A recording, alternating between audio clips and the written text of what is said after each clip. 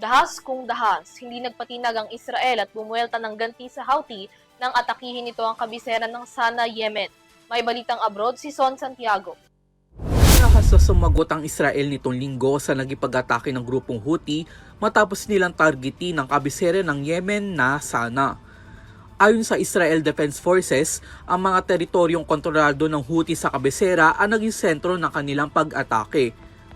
Kabilang sa mga ito ay ang isang military compound kung saan naroon ang Presidential Palace, 2 power plants at isang fuel depot.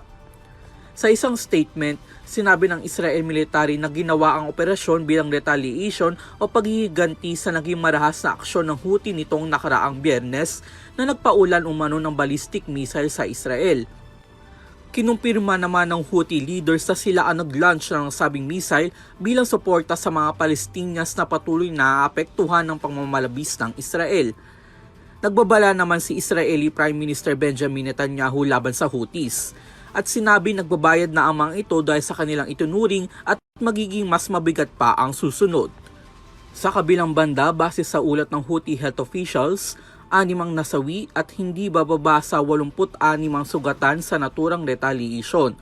Dagdag naman ng isang senior figure ng grupo, magpapatuloy pa rin ang kanilang gawi at ang pagsuporta para sa Gaza kahit ano pa ang magiging sakripisyo nito.